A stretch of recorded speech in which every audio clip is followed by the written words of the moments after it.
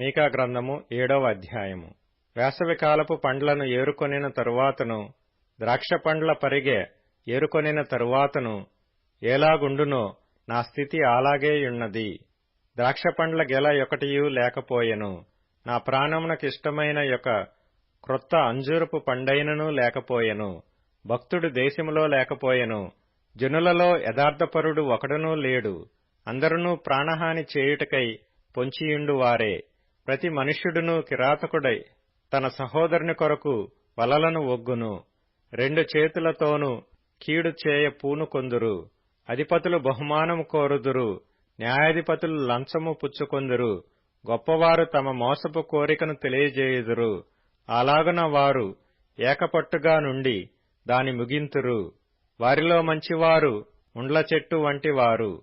వారిలో యథార్థవంతులు ముండ్ల కంచె కంటెను ముండ్లు ముండ్లుగా నుందురు. నీ కాపరుల దినము, నీవు శిక్షనుందు దినము వచ్చుచున్నది. ఇప్పుడే జనులు కలవరపడుచున్నారు. స్నేహితునియందు నమ్మికయించవద్దు. ముఖ్య స్నేహితుని నమ్ముకొనవద్దు. నీ కౌగిలిలో పండుకొనియున్న దాని ఎదుట నీ పెదవుల ద్వారమునకు కాపు పెట్టుము. కుమారుడు తండ్రిని నిర్లక్ష్యపెట్టుచున్నాడు. కుమార్తె తల్లి మీదికిని కోడలు అత్త మీదికిని లేచెదరు. ఎవరి ఇంటివారు వారికే విరోధులగుదురు. అయినను యెహోవా కొరకు నేను ఎదురుచూచెదను. రక్షణకర్తయగు నా దేవుని కొరకు నేను కనిపెట్టియుందును. నా దేవుడు నా ప్రార్థననాలకించును.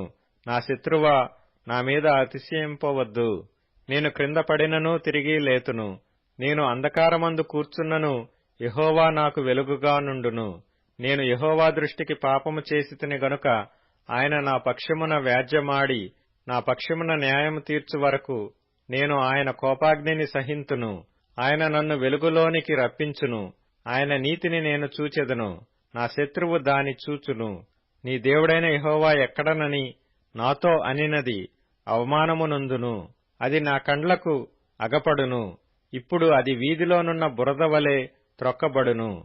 నీ గోడలు మరలా కట్టించు దినము వచ్చుచున్నది. అప్పుడు నీ సరిహద్దు విశాలపరచబడును. ఆ దినమందు అష్షూరు దేశము నుండియు ఐగుప్తు దేశపు పట్టణముల నుండియు ఐగుప్తు మొదలుకొని యూఫ్రటీసు నది వరకు ఉన్న ప్రదేశము నుండియు ఆయా సముద్రముల మధ్య దేశముల నుండియు ఆయా పర్వతముల మధ్య దేశముల నుండియు జనులు నీ యొద్దకు వత్తురు. అయితే దేశ నివాసులు చేసిన క్రియలను బట్టి దేశము పాడగును. నీ చేతి కర్ర తీసుకుని నీ జనులను కర్మెలునకు చేరిన అడవిలో ప్రత్యేకముగా నివసించు నీ స్వాస్థ్యపు వారిని మేపుము. బాషానులోను గిలాదులోను వారు పూర్వకాలమున మేసినట్టు మేయుదురు. ఐగుప్తు దేశములో నుండి నీవు వచ్చినప్పుడు జరిగినట్టుగా నేను జనులకు అద్భుతములను కనుపరుతును.